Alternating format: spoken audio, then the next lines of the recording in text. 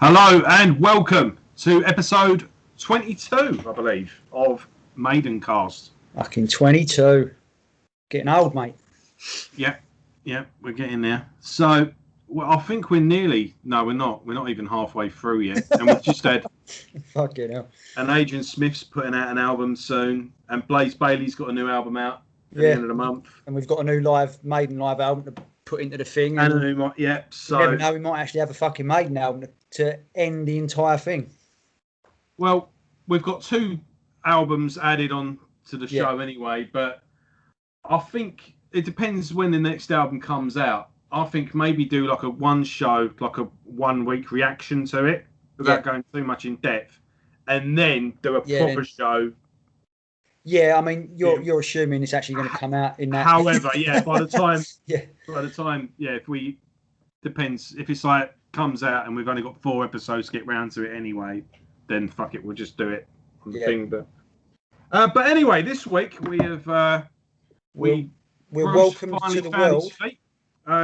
In the last episode, Adrian Smith had joined in with Roy Z. He's found his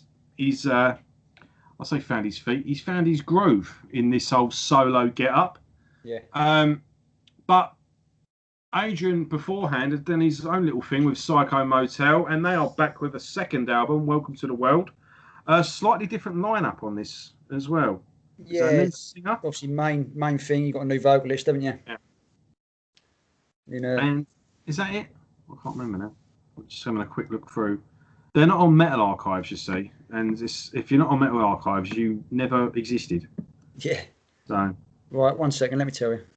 I was on Wikipedia. I think it's just a Dave Murray guests as well. It's the same. I think it's the same lineup, just different vocals. Yeah. And Dave Murray and one of your favourite boys, Gorham. Yeah.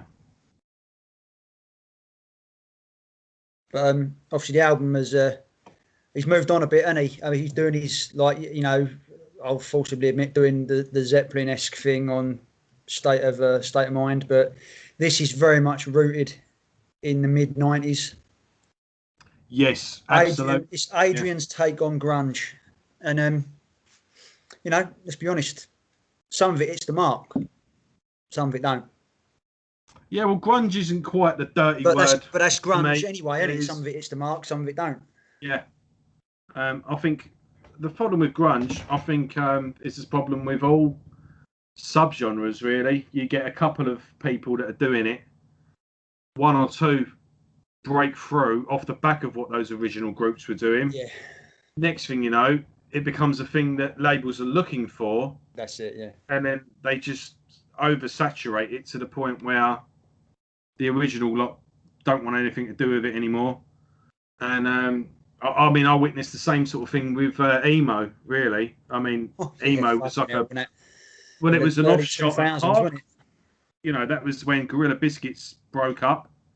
And they, went on to form bands like Civ and Quicksand, and there was bands like Far, and I think Quicksand was probably the prime example of it. And then about all of a sudden, My Chemical Romance come along. They were being called emo. I think Deftones got tagged with it for a little while, even though they were nu metal to begin with. And then all of a sudden, all these emo bands come out, and it's like all the emo bands split up. Yeah. None of these are emo, and like all subgenres as well, I don't think anyone was really happy to be tagged with it. Nu metal, thinking of it especially. That is the one subgenre no one ever wants to be. Yeah. No one in it actually wanted to claim to be that. That's it.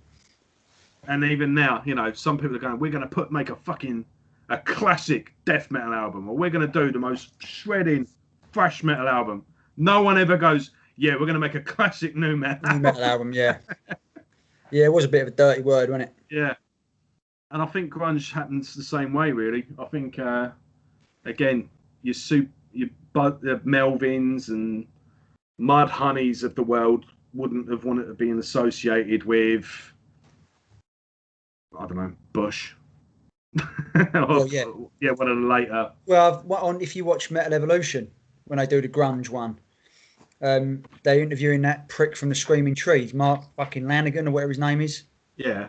For me, he represents everything that was wrong with music and the entire movement. But basically, Creed got tagged on to the end of it, what of coming out from grunge, because obviously Scott Stapp had his Eddie Vedder thing going on. Yeah. But Creed were obviously the lineup that we now know. They're as metal as fuck. Just had a grungy vocal. But the old Screaming Trees geezer was like, "Oh, we don't want nothing to do with bands like Creed. Oh, bastards." And it was like, "Shut up. You're a cock." Is you sure it was Mark Lanigan? Yeah, sure it was a Screaming Trees prick. Because even the very mention of his name now makes my blood fucking... Because he went on to do a load of solo albums, didn't he? He was being mentioned in the same sentences like Van Morrison and stuff like that with his solo stuff. I think he was quick to... I know he turns up on the odd Queens of the Stone Age album. But, yeah, anyway, back to the task at hand. Yeah. Second album. I was complaining last week how hard it is to get hold of this album and how expensive it is if you do track down a copy. Yeah, it is. I managed to blag it a long time ago. I've got the Japanese version as well with the bonus tracks. And but I think Andy Makin as the new singer, he adds a lot more to it than Ollie. I think as good as Ollie was, I much prefer Andy's vocals. He harmonises better with Adrian, I think. He's an English singer as well, isn't he? He is, yeah. Apparently, yeah. The other guy was They put an advert in Kerrang. Of all places. I was reading an interview with him actually. It was quite interesting because it was like, this was a couple of years back, because it was like 20 years. And he said, yeah, there was an advert in Kerrang. Singer wanted 18 to 25. He said they had a record deal on the management, and he was like, "Oh, I'll give it a try, see what happens." And next thing you know, his missus says, "Oh, there's some bloke called Adrian Smith on the phone," and he was like, "Oh, whatever." And he went and spoke to him, and he's like, "Holy shit, I'm talking to Adrian Smith." And he said, "I never told him this, but I'm like a massive Iron Maiden fan, but I had to keep it in check because I didn't want to go fanboy on him." Yeah. But I think that's a pretty cool story. But yeah, I love stories like that. Yeah, but he said, like, he gave the audition tape. Adrian just said, like, "Here's the last album. Go and choose any songs you want off that to try out on, and we'll play them through." And he said when he heard it, he was like, "Oh, fuck me, how am I supposed to do this?" Because he said it was all Robert Plant type, high pitched and all that. Yeah. And he said he basically had to rewrite all the melodies. And he said when he went to the audition, he started singing. Apparently, the band looked at each other and were like, "What the fuck is going on?" And it got really awkward. But then after a couple of minutes, Adrian was like, "Oh, hold on a minute, do that again." And he started doing it, and Adrian started singing the melodies, and it was like, right, pretty much. This works, yeah. Done, yeah. It's pretty cool. Basically, apparently Adrian couldn't choose between him and another guy, and he actually went to Bruce Dickinson and said, "Bruce, who do you think?" And Dickinson was like, "Well, it's got to be this guy." So he got a nod like from the fucking the main man. Well, you can't ask for more than that. No, that's it, yeah. So, I love stories like that as well. Yeah, I think they're fucking awesome, and he's plucked out obscurity to work with his heroes. Yeah. Cool. I know you're not a big fan, but the Cannibal Corpses, it was actually. I can appreciate stories because they are godfathers of their genre. I'm not death metal, as you know, or extreme death metal, but I can appreciate what they do. Yeah, but it was big news when Chris Barnes left the band, and George Corpse Grinder. Yeah, he was in Monstrosity, but he knew, and it was the same sort of thing. His mum, there's someone on the phone for you, someone called Alex. He got to the bottom of the stairs and, "Hello, hey man, like this is Alex Webster from Cannibal Corpse." He said, he went, "Alex, bear with me 1 second, yeah." He said, "I'll just pop the phone that He went, "Why else would Alex Webster from Cannibal Corpse be phoning me?" That's awesome, isn't it? And he just sort of, yeah, okay. Right, yeah, and I wrote down where to go and what then. "Okay, mate, great, yeah. All right, I'll see you then. Thanks for calling. Yeah, brilliant." He says, "I'll put the phone down." I just went, "Ah!" I just fucking screamed in the fucking corridor. Quality. Love it. And his mum, everyone just burst in, like, "What's the matter? What's happened?" He's like, You will have no fucking idea what just happened to me. You know. That's brilliant, isn't it? Yeah, like, gotta love awesome. it. Gotta love it. So like, yeah, the #1 fan became the, you know. Yeah. No, it's a fucking. It's you know, stories like that. You can't. You're part of you is like, oh, you lucky bastard, but part of you is also like, yeah, well done, mate. You know. Yeah, it's quality. It's a brilliant story as well, similar to the Number of the Beast. You know, when that scream on Number of the Beast. Yeah. He kept making him do it over and over again. Yeah. And then he had a break and he was just pissed off. And he went, I actually did that to wind you up. Now go do it. And that was the one. Same sort of thing. There's the opening of that album that he did. It's literally just, and it just kicks in. That was the same thing. He was just like, something just weren't happening. And they went, I had to go outside. I went, this is your fucking chance. Like, don't blow it. I had to like Rocky himself up, and then he was like, "I'm ready." And they're like, "You shot it? Let's do it. I'm ready." And then 1, 2, 3, 4, and he just fucking unleashed hell on this microphone. Yeah. And that opening scream on that album is that. Just that one. That's the one, yeah. So yeah, no, love stories like that. Yeah, no, they're quality. So let's get into the music. I think opening track, "The Last Chain." This is a pretty cool. He's a pretty cool singer. He doesn't hit the highs, and nor does he. He's very much from the Scott Weiland and Lane Staley school, and you can tell straight away he's coming from that era. And I think it works better with Adrian's sort of lower register voice, as we discussed. Adrian's got that very earthy, and he went like when he was doing ASAP, he was almost like a Bruce Springsteen type vibe he had going on. And these two really work well together. Yeah.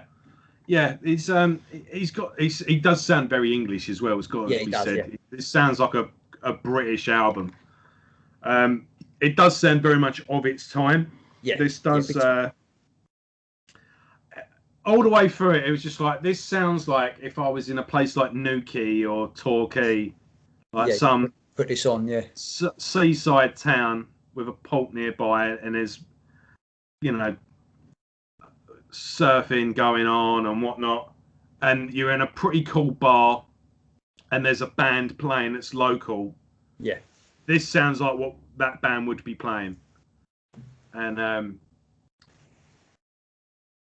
afraid that's about as good as it gets, though, because that bands that are playing in that bar, they're only going to play that bar. Yeah, I mean, I've actually got a bit of I've got a love-hate relationship with this album. I actually got a soft spot for it because some of the music on it I absolutely love, and fucking cushions, man. There's some of it basically outstays its welcome, because you got this song is a what's wrong with the rest of the album. I mean, aside from a very select few, they're all over 5 minutes. Which, don't get me wrong, I come from the school of, right, let's make a fucking 13-minute song. You know, I love all that shit. But the song's got to warrant it. Yeah. And these songs, most of them don't need to be 5+ minutes long. No, and that's the problem. Whatever goodwill they built up at the start of the song, by the end of it, you're like, oh, it's outstanding, it's welcome. Yeah, and it's a common theme, unfortunately. This is the worst type of album to review as well, because this is why I've kind of took a step back from writing for magazines and websites and just went, I'm just going to do my own thing with podcasting and this YouTube channel, just so I can talk about what I like. Yeah. Because when you get a really good album, it's great. And when you get even if you're doing a rant about how shit an album is, even a shit album you are reacting to. Yeah. And this is the worst type of album, because it's not bad and there's nothing wrong with it, but it's just not setting you on fire either. And you don't want to slate it because it's not actually bad, but it's not that great either. But you don't. Yeah. You're looking for the good points for it and trying to, glass half full. But at the same time, and so many albums are like that, where you and not only that, you take certain things into account. You need to go, right, first and foremost, what is this album trying to do? And is it at least pulling off what it's trying to do? So, for example, we just mentioned Cannibal Corpses. Is this a good death metal album? No, it's a fucking terrible death metal album. But if you're into Stone Temple Pilots, Cannibal Corpse are fucking shit. Yeah. So it's pointless getting a Stone Temple Pilots fan to review a Cannibal Corpse album if he doesn't like Cannibal Corpse. Yeah. Doesn't matter how good that Cannibal Corpse album is. If you don't like Cannibal Corpse, you ain't going to like it. Exactly. So you got to gear into what's this trying to do, and is it pulling it off, and is it going to please the people who would like it? So yeah, absolutely it will. But that's it's got Adrian Smith on it, but yeah, it's got Adrian Smith, and the singer's really good, and the songs are really good, but it's like an album full of good album tracks, and filler's not really the word, but no, yeah, I know what you mean. Yeah, that distinctive, that single, that hook, you know, the one. You need that. You haven't got. I know it's the different genre, but you haven't got the Evil That Men Do to centerpiece. You know, and I'm choosing that because obviously he outright it. You know, you haven't got that fucking. Even the last album, the Psycho Motel album, had a video. Yeah, but this got caught up. This got caught up with all the Dickinson shit, didn't it? Because even Andy Makin said, he said I was in the studio mixing it, and Adrian was off on tour with Bruce. So it was. But I think this suffers. If he hadn't have gone up with Bruce, I think you'd have. I don't know. It's like I say, there's so much good music to be had on here. There's good weird, stuff this song in it, all through it, and you go, oh, that's, you know, and it's a good album to listen to on a really, like, if it's a good sunny day and you're doing a long drive somewhere. Yeah. This is a good album to have on in the car at that time. I think what doesn't work with this album is it doesn't work as an album. It's a collection of songs that if you had all your music collection on shuffle, like 10,000 songs or whatever, and one of these songs appeared, you'd be like, fucking hell, this is really good. You'd even go, who's this? Yeah. Oh, fucking hell, I ain't listened to this album for ages. Yeah. And you'd be like, fucking hell, this is fucking awesome. But when you got it one after the other, there's not enough going on to separate. I mean, you know, one thing that sticks in my mind about this opening track is it's a good representation of the album. I know we're saying it ain't very good, but it is good. But it's a mixed bag, and it's a weird one to review. But this has got a blatant Anthrax rip-off in it. Yes. Be or end all. Yeah. You know, it's like. It took me ages. It was like a fucking earworm burrowing in. I'm like, where the fuck do I know that from? And eventually it was like a eureka moment. It was like, it's Anthrax. Yeah. And there's another song. I thought that when I was listening to it the other day. I was like, B-O, A-O, and the end of. And there's another one as well coming up. I can't remember which one it was. But, yeah. I don't like... it pisses me off when people do that as well, because it's like... I mean, to be fair, we've said before, there's only so many fucking chords and melodies you can write, and it might have just been happenstance. But then again, I wasn't trying to be a smart ass. I just noticed what I noticed, and yeah. That's it. But no, I mean, you know, I think unfortunately you could say the same thing about the vast majority of the album. But my main gripe with the album, really, I think it's difficult to do this one song by song. Yes. But my main, I know exactly what you're saying. You're going to have to treat the album as a collective, unfortunately. But my main thing is, it's 13 tracks. No fucking way. 65 minutes. Fucking hell. Yeah, it's nearly 66 minutes. And is that longer than the X Factor? You what? Is that longer than the X Factor? No, but with the bonus tracks on, it's the same length. You've got 2 bonus tracks. 76 minutes. But so I was listening to it, and like I say, that as each song came on, there was a part of it where it was like, fucking hell, yeah, this is fucking, I love this. But then it just outstays its welcome. There's only 2 songs on it that I really felt were beyond reproach and above the level where they need to be. That was with You Again, the Dave Murray one.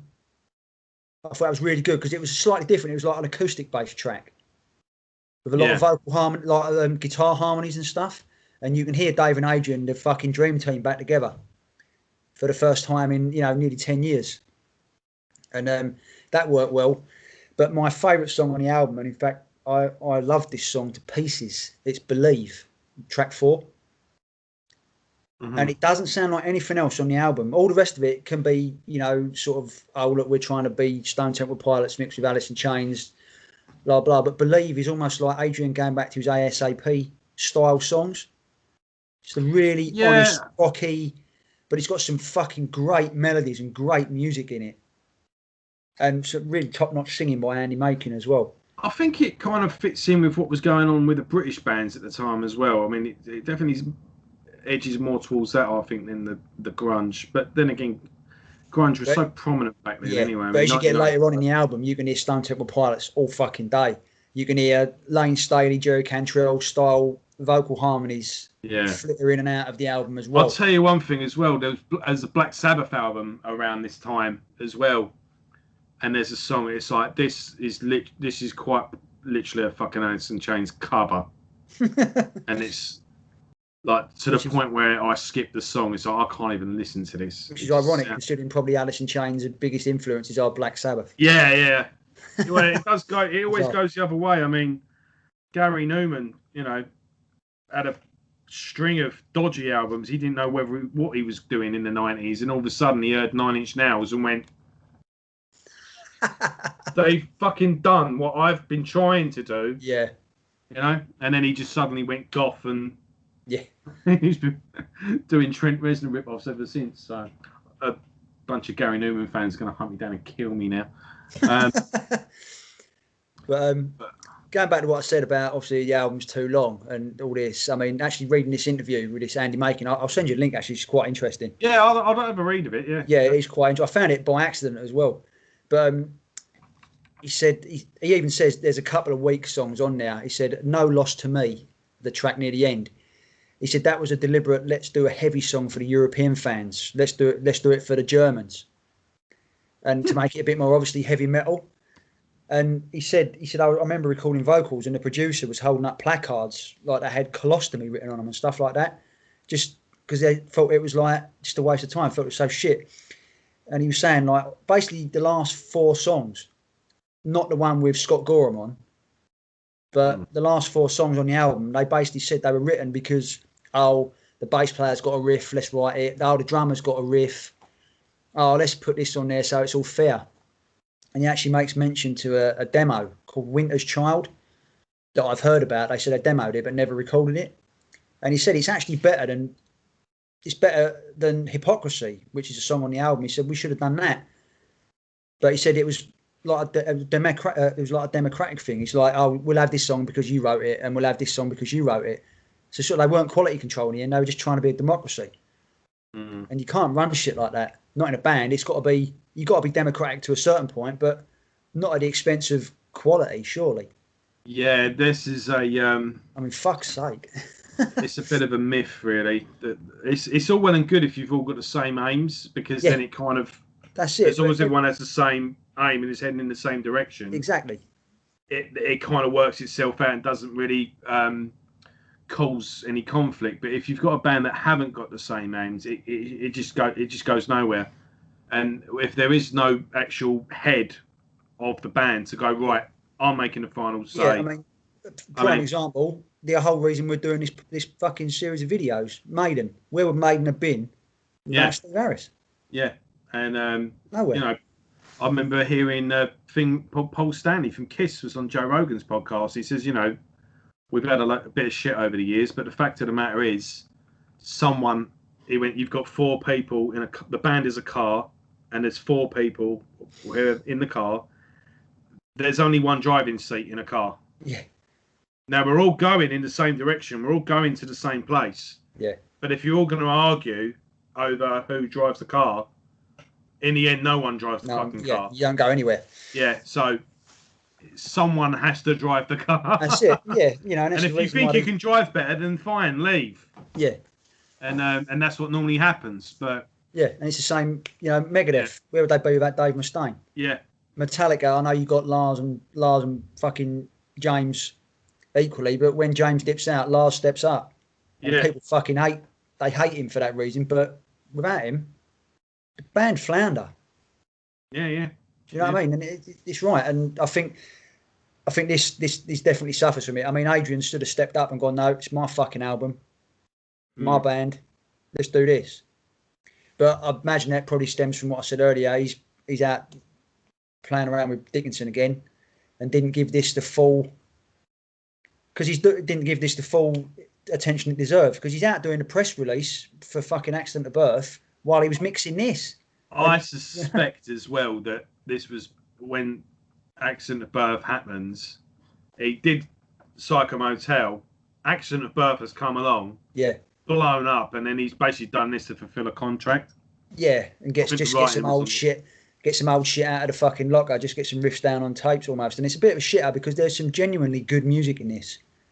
That with a bit of care and attention, you could have had a fucking really good album. It's the same sort of thing as well. The last Black Sabbath album that they did with Tony Martin. Apparently, whilst he was recording his vocals, Tony was on the phone negotiating the deal to do a reunion with the classic lineup. And Tony Iommi was basically, once the deal was done, it was like, well, let's just fucking finish this, do the tour, and then I can go and do that. Yeah. So it was just like, do it to fulfill obligations. Yeah. Tony Martin didn't even know that at the time, so he was busting his arse trying to do this album. And that album is a bit of a fucking shit heap. But the reason it was a shit heap, because there was no one give a shit in the end. It was just wrap it up and get it done and out. Half-assed. Yeah. Never works. Do 100 shows, and then we're fulfilled our contract, and then that's it. Yeah. And, but he was in the thing negotiating it whilst. That's getting back with your ex, isn't it? While your girlfriend or current partner's in the kitchen. Yeah. Yeah, really, isn't it? I mean, fucking hell. But But I mean, look, Adrian is talking with Bruce. Yeah. Adrian is now working with Dave. Yeah. That's it. Yeah, so you got your 3/5 of the classic lineup is. Yeah, and this is people. Adrian Smith wasn't really involved, but Murray. Yeah. They were pissed off with Bruce. Maybe overtime things. Yeah. It's gone. It's pretty obvious they've gone. Fuck him. We've got a new singer, and he's fucking the bollocks, and you're gonna fucking show you what. And then, as things with the new singer, anyway. Yeah, that's it. Fans in Chile keep spitting on him. Yeah, and he's had to cancel he's had to cancel loads of dates because his voice is fucked. Yeah, it does make you wonder.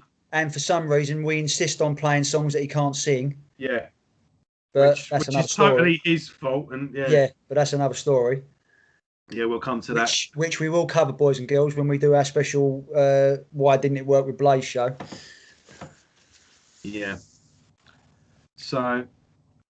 Yeah, I mean, I don't want to. I hate people thinking that we're shitting on this album, because I don't want people to. If they've never heard it, they won't bother going out and searching for it, because it's worth your time. Yeah. But you've got to treat it. Standout tracks are hard to come by on this, and even there's some great melodies like there is. Rain. We gives it "Here Comes the Rain." He gives it a bit of Eddie Vedder. What's the other one that's really Alice in Chainsy? Let me find the track, because Into the Black. That's got a fucking awesome sort of chorus type melody.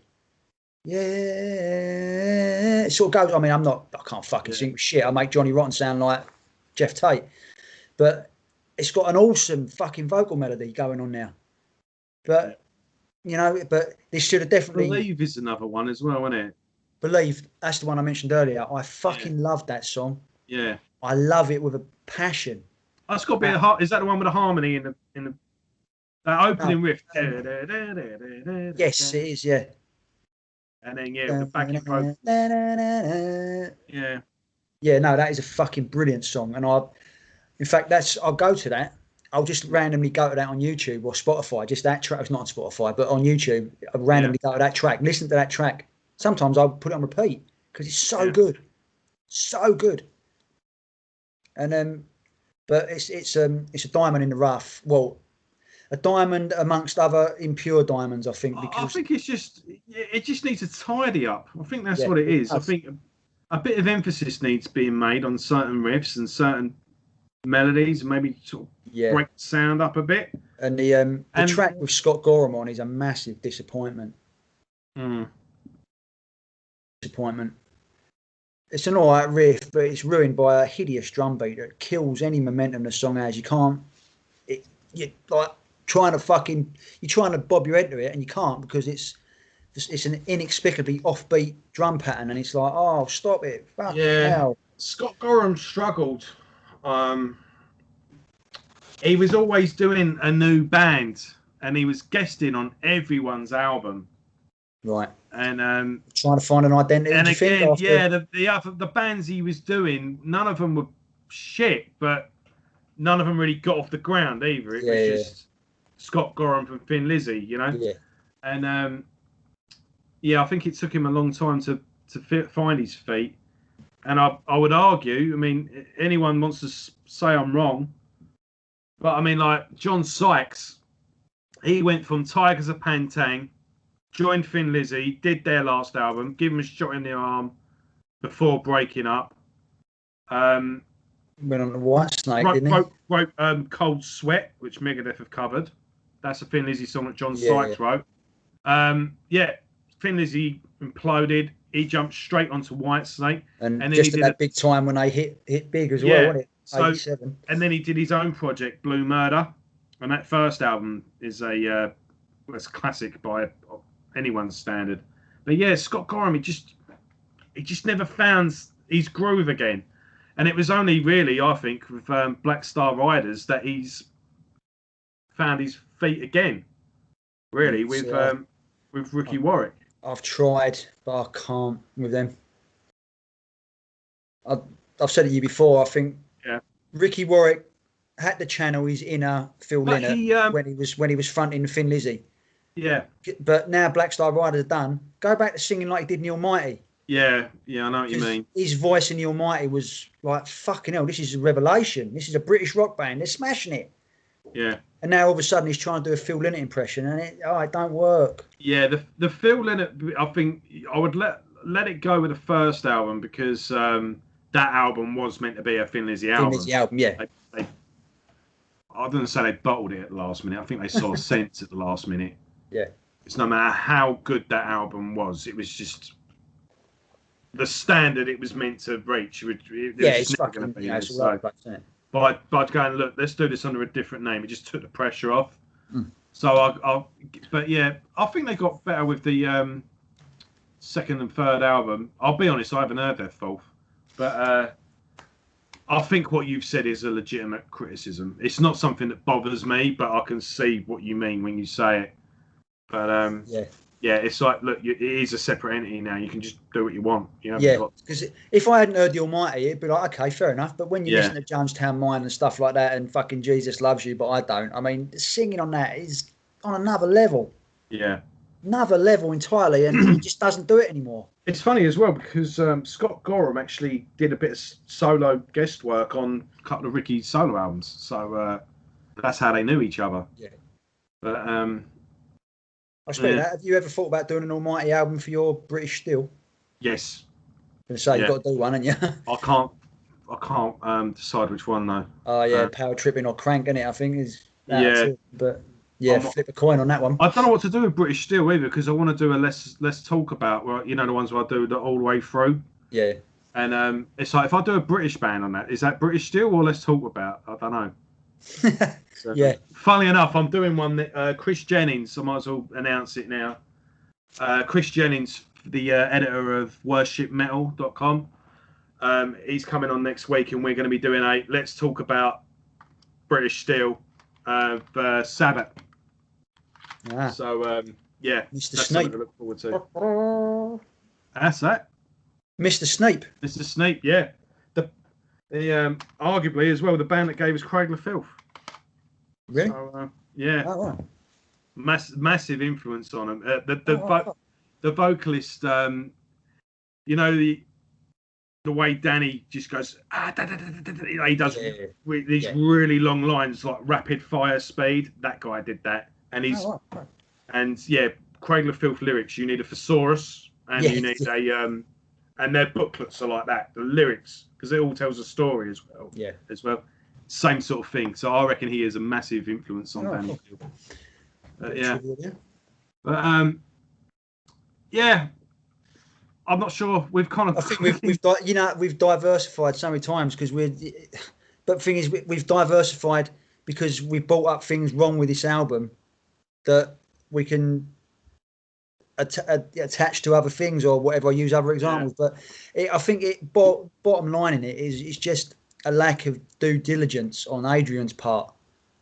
No care and attention where he was off being romanticised, with the Bruce thing, and like you say, it's just a bit of tidying up, a bit of fucking care. And I feel sorry for Andy Makin because he puts on enough of a performance on this group of songs. I don't feel sorry for him one bit. He worked with Adrian Smith and got the nod from Bruce Dickinson. He can go fuck himself. Yeah. Andy, if you ever listen to this, I didn't say shit. That's my partner in crime. Hey, he did better than I did. So, But no, I think he deserved the showcase, and this should have been it because he's got a really good voice. And actually, in this interview, he talks about he's got a new band together, so I might check them out because it's. Oh no, he's clearly got some pipes on him, and he does a great job on this. And it's just a fucking poxy album because it's all right while it's on, but then you go, "Oh, that was all right," but then you don't know what to talk about afterwards. And, it's and we could go through all 13 of these songs, and we just go, "Yeah, pretty good song. Yeah, pretty good chorus. Yeah, it's pretty good. Yeah." Yeah, I mean, and then that's it. It's just there's nothing there, and there was more sort of more memorable moments on State of Mind. Yeah, stuff like the title track, or the pseudo title track, Psycho Motel. That's a fucking brilliant song, and I actually hear that in my head, and excuse me and stuff like that. But this album, it should have been right. We've got the foundations. We've learned. Let's move on. But it doesn't. It just sort of flounders and goes off to the side without. It's like a jelly without the mould anymore. It's just, and it's just such a shame because it deserves better, and there's enough on the album to suggest it could have been better. I'll tell you another band this reminds me of. Ugly Kid Joe. Yeah, all the promise in the world, but never quite knew what to do with it. Yeah, and without the stupid, silly novelty singles, the album tracks are pretty good. Yeah, and the second album was fucking monstrously heavy. Yeah, and I forget the guy's name. Sorry, what was his name? The singer in this. Whitfield Crane. No, Whitfield Crane's from Ugly Kid Joe. Andy Makin. With Psycho Motel. Andy Makin. I've easily put him in the same sentence as Whitfield Crane, and that's a fucking compliment. Yeah, because Whitfield Crane has got fucking pipes for days. Yeah, and again, he's one of those singers that's just sort of sitting there waiting for that for a band to pick him up, and it just never. Funny enough, talking about Ugly Kid Joe, they're one of the best live bands I've ever seen. When was that? I see them at the Shepherd's Bush Empire. They supported Phil Campbell and the Bastard Sons. Oh yeah, a couple of years back. This was recently, yeah. And that was a fucking awesome gig. Whit's new band opened, Yellow Cake, a bit of a mishmash of whatever. They weren't all that, but then Ugly Kid Joe came on, and it was like fucking. This band are so good. Yeah. Like I say, they get noticed. They get the notoriety for the silly singles, but the real hard working stuff they wrote some fucking awesome songs. Shannon Larkin was in that band. Yeah, and that's one of the greatest live drummers to ever pick up sticks. Yeah. He puts on a show like a fucking circus freak. He's so good to watch. Yeah, he was on a album. But no, fucking Whitfield Crane is. I mean, you don't get picked to replace Keith Caputo in Life of Agony if you can't fucking sing. Yeah, exactly. And there was even talk of him being in Anthrax for about 5 minutes, weren't there? There you go. So yeah, Andy Makin, you've been compared to some of the greatest vocalists to ever fucking do it, son. So well done. Yeah, absolutely, man. But shall we finish early for once? Yeah.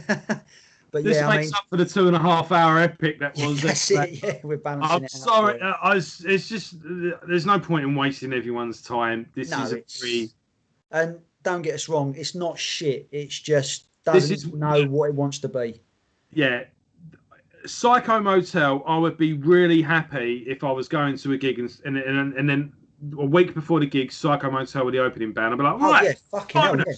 Yeah, be all over it. Absolutely guarantee I will really enjoy their set. Yeah. Would I go watch a headline show though? Because they haven't got enough. Just not enough standout tracks, is there, to warrant it? I'd be probably, in fact, I would probably, if I was free that night and the tickets weren't too expensive, I'd be going. Yeah. The albums are pretty good. Let's see, because do you ever have a band where you're kind of lukewarm, and but then you watch them live and all of a sudden it just clicks. Makes sense, doesn't it? Yeah. That very well may be the Wayward Sons is one that does that for me. New band, Wayward Sons. Oh, right, I've never even heard. Yeah, they're up and coming. They're four albums in, but they're part of the new rising classic rock scene. And the albums, they're all right, because they was on the Stone Dead festival, that new festival that's up and about. They was on it not last year, year before, when it was actually on. And I listened to the albums in preparation, and they're fine. Good riffs, good classic rock, good hard rock. But live, all the fucking pieces were like Tetris. They all just slotted together. And it made sense. So, I know exactly what you're talking about. Right, sorry to be rude. I was looking for an album that I was going to show you, but I can't see it. There's a band called Rothschild America. Oh, I know them. Wasn't Shannon Larkin in them? Yes, that's why I was looking for. Yeah, that first album was really good. Yeah, I've never heard of it. It's thrash metal, but not in a cliched sense. And there's just enough variation to go, this is a bit different.